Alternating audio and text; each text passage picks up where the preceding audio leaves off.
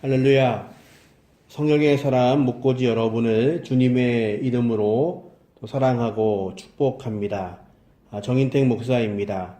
오늘 우리가 함께 나눌 하나님의 말씀은 모세오경의 네 번째 책인 민수기입니다. 민수기는 시내산을 출발하여서 모압 평지까지 진행하여 간 이스라엘 백성들의 광야 이야기입니다.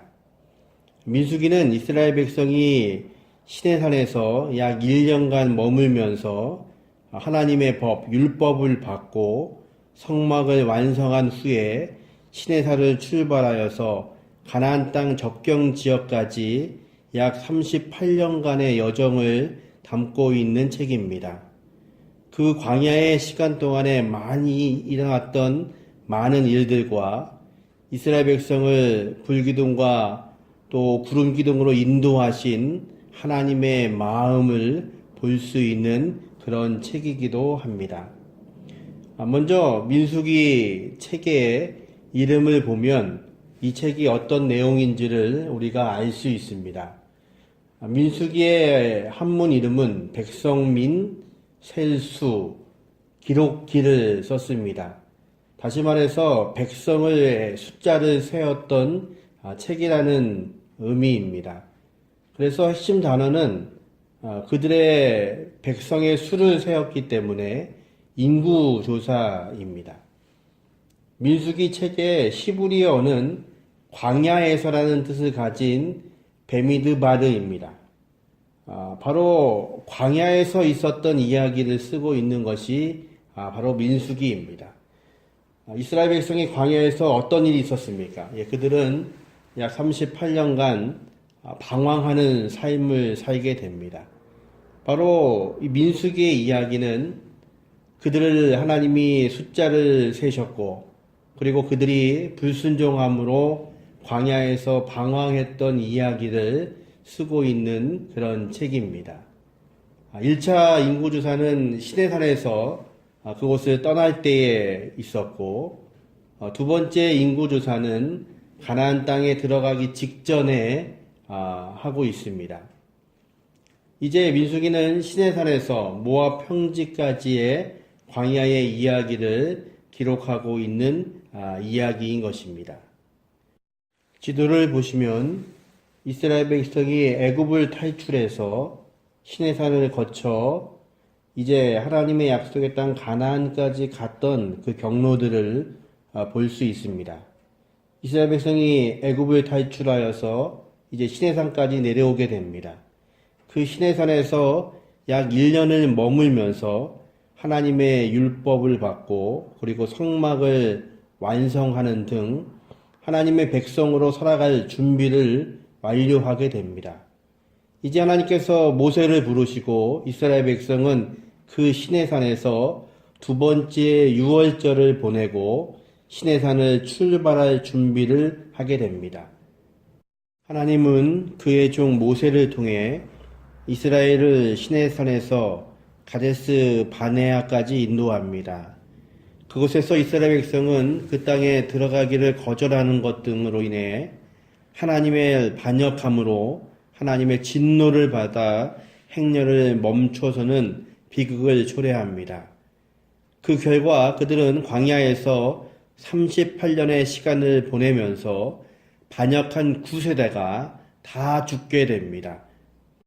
그리고 나서 이스라엘 백성은 행진을 계속하지만 그들의 불평은 끊임없이 이어집니다. 결국에는 고라의 반역 사건이 일어나고 물 부족을 불평한 백성들을 위해 모세는 반석을 2번이나 치는 혈기를 부림으로써 가나안에 들어가지 못하는 사건이 일어납니다. 그리고 놋뱀 사건을 기록합니다. 이런 일을 치르면서 하나님의 백성들은 가데스 바냐로부터 요단강 동쪽이며 사해의 북쪽인 모압 평지까지 여행하게 됩니다. 모압에 왔을 때 발람의 사건이 생깁니다. 이 대이동의 끝 무렵에는 신세대들의 군사들과 레위인들에 대한 두 번째 인구조사가 실시됩니다. 모압 평지에서 그 땅에 들어가기 위한 준비가 완료되게 되는 것입니다. 민수기는 이스라엘의 많은 아픈 경험을 기록한 책입니다. 많은 대가를 치르고 배운 교훈들을 기록하고 있는 책입니다. 그러나 하나님은 새 세대를 통해 이스라엘을 가나안 땅으로 인도하시는 언약을 신실하게 지키십니다. 이 민수기는 레위기와 마찬가지로 하나님의 공의와 자비를 보여주는 그런 책입니다. 민수기는 크게 세 부분으로 나누어서 볼 수 있습니다. 첫 번째 부분은 시내산에서 가데스 바네아까지의 여정을 기록하고 있는 부분입니다. 1장부터 14장이 여기에 해당되는데요. 이때에 출발했던 세대들은 우리가 알고 있는 애굽을 탈출한 첫 번째 세대 9세대들의 이야기입니다. 두 번째 부분은 전환기 부분입니다. 시내산에서 출발해서 가데스 바네아까지 갔지만 그곳에서 정탐꾼을 보낸 사건 때문에 이제 이스라엘 백성은 방황하는 38년의 세월을 이 광야에서 보내게 됩니다. 그 부분을 전환기라고 이야기하는데 전환기의 의미는 첫 번째 세대가 죽기 시작하고 또 새로운 시대가 태어나고 있는 그 시점을 이야기합니다. 그 시기에는 이스라엘 백성이 광야에서 배회했던 시간입니다. 세 번째는 가데스 바네아에서 모압 평지까지의 새로운 시대가 나아갔던 이야기를 세 번째 부분으로 볼 수 있습니다. 첫 번째, 민수기 1장부터 4장까지는 첫 번째 인구조사에 대해서 기록합니다. 성막을 완성한 이스라엘 백성은 가나안 땅을 향해서 출발을 준비합니다. 하나님은 가나안 땅을 향하여 출발하기 전에 가나안에서 있을 전투를 대비해서 이스라엘 백성들을 전투 대열로 진영을 짜라고 명령하십니다. 이제 20세 이상 전투 능력이 있는 사람들을 각 지파별로 조사하게 됩니다. 이들은 하나님의 성막으로 상징되는 하나님의 거룩하심과 영광을 중심으로 뭉쳐져 있습니다. 이것은 오늘날 모든 성도들의 삶의 모습과도 같습니다. 오늘날 영적 전쟁에 참여하는 성도는 이스라엘의 진영처럼 하나님의 거룩하심과 영광을 중심으로 하는 삶을 살아야 합니다. 인구조사 결과 각 지파에서 전쟁에 나갈 수 있는 총수는 60만 3,550명이었습니다. 이들을 중심으로 야영의 진과 행진 대열이 정해집니다. 오합지졸의 이스라엘 백성에서 이제는 조직적인 질서를 하나님께서 만들어 주고 계시는 것입니다. 하나님의 나라의 공동체를 다시 형성하게 되는 것입니다. 이로써 오합지졸의 이스라엘 백성이 조직적으로 짜여진 하나님의 강한 군사가 되었습니다. 하나님께서 명령하신 이스라엘 백성의 진영을 보면 참 은혜가 됩니다. 이스라엘 백성이 동서남북으로 세 지파씩 자신의 진을 짜고 자신의 텐트들을 세우면 그 가운데에는 하나님의 성막이 계십니다. 그곳에는 하나님의 영광이 존재합니다. 이스라엘 백성은 어느 곳에 있든지 간에 내가 살고 있는 그 텐트에서 나오면 제일 먼저 볼 수 있는 것이 하나님이 계시는 성막이었습니다. 여러분은 하나님께서 여러분의 중심에 계십니까? 여러분이 어느 곳을 보아도 하나님의 영광을 보고 계십니까? 하나님은 이스라엘 백성에게 그것을 원하셨습니다. 그들의 인구조사를 하시고 그들의 총수를 확인하시고 동서남북의 지파들을 배치하시고 그들에게 원하셨던 것은 다른 것이 아니라 하나님이 그들의 중심에 있기를 원하셨던 것입니다.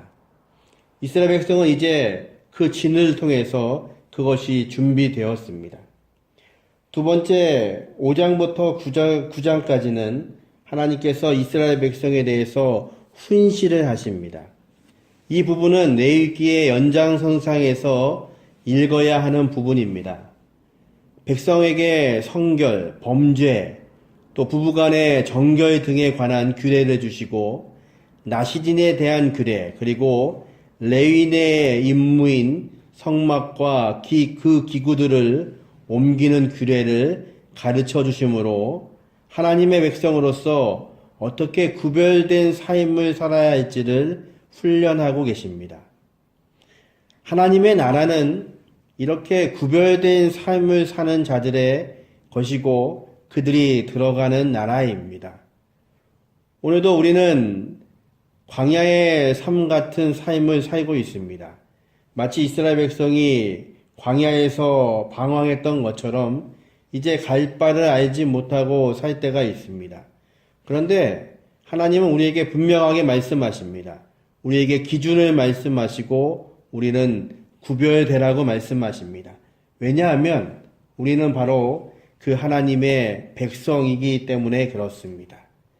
이제 이스라엘 백성은 세 번째 부분은 10장부터 14장에 나와 있는 광야를 행진하는 내용들입니다.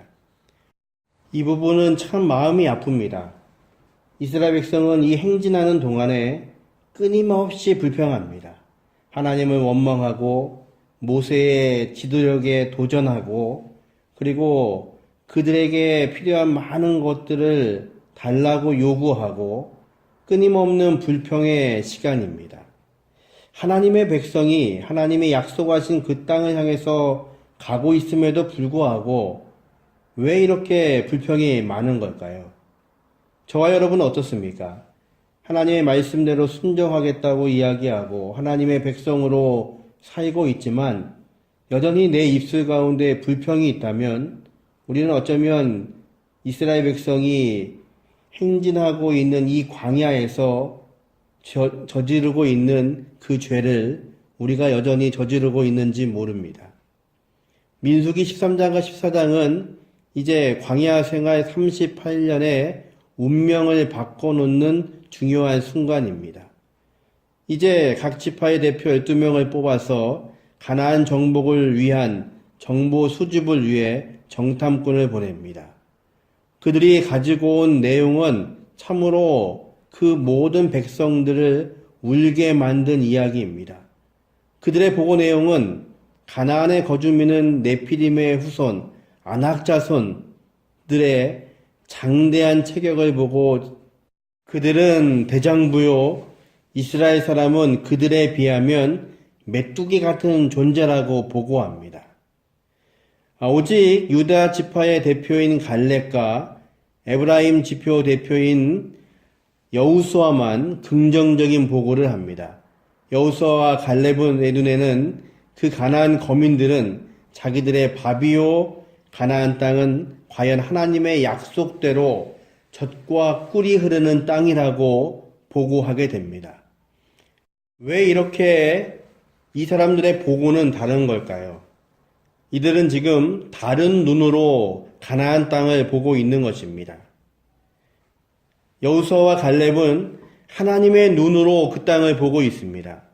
하나님이 그들을 왜 이 땅에 보내고 계신지를 보고 있는 것입니다. 하나님이 이 백성을 왜 사랑하시는지, 그리고 하나님이 원하시는 것이 하나님의 나라를 완성하시는 것인 것을 알기에 그들은 하나님의 눈으로 가나안 땅을 보고 있는 것입니다. 그런데 다른 사람들은 자신들의 눈으로 그 하나님의 땅 가나안을 보는 것입니다. 하나님을 보고 그 땅을 보면 그 땅은 젖과 꿀이 흐르는 땅이고 하나님이 약속하신 땅입니다. 그런데 내 자신을 보고 그 땅을 보면 나는 메뚜기 같은 존재가 될 수밖에 없습니다. 이것이 이스라엘 백성의 아픔이었습니다. 이제 가데스 바네아의 반역을 통해서 하나님은 이스라엘 백성 가운데 이제 첫 번째 나왔던 1세대들은 누구도 그 땅에 들어갈 수 없다고 이야기하십니다. 다만 여호수아와 갈렙을 제외하고 모두가 그 광야에서 죽게 될 것이라고 말씀하십니다. 광야, 그것은 하나님께서 이스라엘 백성을 훈련하시는 바로 훈련장이신 것입니다.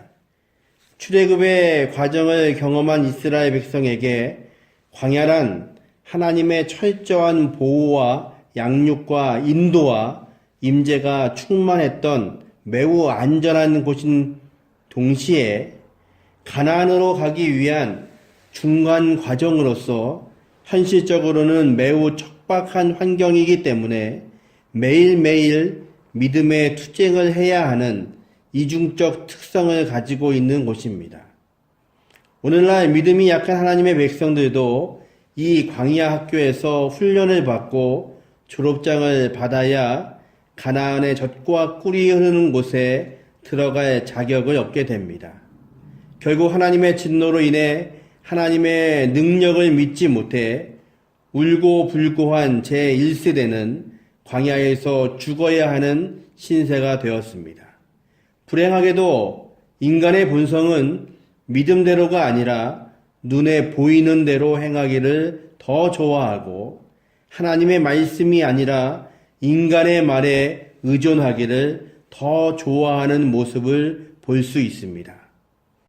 하나님께서 약속의 땅을 허락하시고 그 땅을 주셨지만 그 땅을 쟁취하려고 하지 않은 사람에게는 결코 그 땅을 주시지 않습니다. 이것이 전환기 광야에서의 배회했던 두 번째 민수기의 이야기입니다. 마지막 세 번째 부분은 가데스 바네아에서 모압 평지까지의 새로운 시대, 신세대들의 두 번째 여행의 이야기입니다. 하나님께서 이스라엘 백성에게 두 번째 기회를 주십니다. 이제 광야에서 38년이 지나고 1세대가 모두 죽었습니다. 이제 새로운 세대에게 하나님은 동일한 약속, 하나님이 약속하신 그 땅을 주시겠다고 말씀하십니다. 이제 그들이 새롭게 출발을 합니다. 하지만 이스라엘 백성에게 있는 고질병, 그 불평은 끝내 버려지지 않는 것 같습니다. 새로운 세대도 여전히 모세를 향해서 원망하기 시작합니다. 우리를 이 광야에서 죽게 할 것이라고 이야기하고 매일 똑같은 만나와 메추라기 음식이 식상하다고 그들은 불평합니다. 이렇게 이들이 불평할 때 하나님은 놋뱀 사건을 통해서 이스라엘에게 경고하십니다. 그 뱀에 물린 사람은 반드시 죽을 수밖에 없습니다. 그런데 그들이 살 수 있는 방법은 하나입니다. 놋뱀을 바라보는 것입니다. 다른 방법으로는 구원받을 수 없습니다. 그 놋뱀을 바라보는 사람만 구원받습니다. 이것을 흔히 예수님의 십자가와 연결해서 설명합니다. 그것은 바로 믿음의 문제라는 것을 보여주는 것입니다. 구원의 범위는 바라보는 모든 사람들입니다. 구원의 효과는 즉시 생명을 얻는 것입니다. 우리가 하나님을 의지하면 하나님은 우리를 구원하시고 우리를 도우시는 분이십니다. 하나님은 광야에서 이스라엘 백성에게 이것을 가르치고 계시는 것입니다. 누가 하나님이신지, 이스라엘 백성을 인도하시는 분이 어떤 분이신지를 가르치고 계시는 것입니다. 이제 민수기의 마지막 부분에는 도피성에 대해서 이야기합니다. 도피성은 우리가 알고 있는 것처럼 억울한 죄인을 구하는 곳입니다. 바로 우리 하나님이 그런 분이십니다. 하나님이 이스라엘 백성을 구원하셨고 이스라엘 백성이 애굽에서 부르짖을 때 하나님은 그 백성을 구원하셨습니다. 하나님은 광야에서 그들을 가르치시고 그 하나님이 어떤 분이신지에 대해서 말씀하십니다. 그래서 신약에서는 민수기의 내용이 자주 언급됩니다. 광야에서 이스라엘 백성이 놋뱀을 보고 구원 얻은 것처럼 이제 그 예수님께서도 인자가 들려야 하겠다고 말씀하십니다.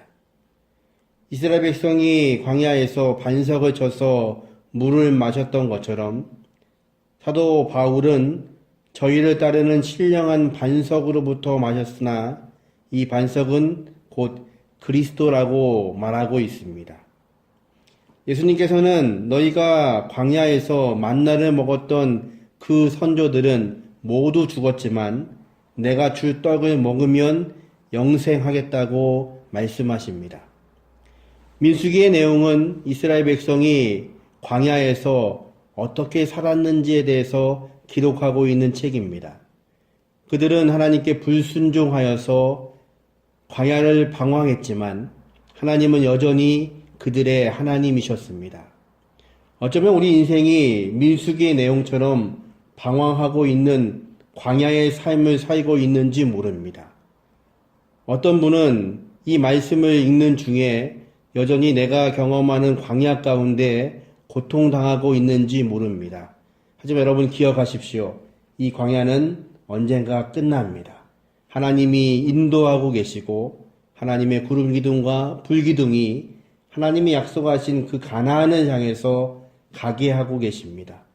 저와 여러분이 이 광야에서도 그 하나님의 구름 기둥과 불 기둥을 경험하심으로 하나님 약속하신 가나안, 하나님의 나라 그곳에 함께하게 하시는 은혜가 있기를 주님의 이름으로 축원합니다. 감사합니다.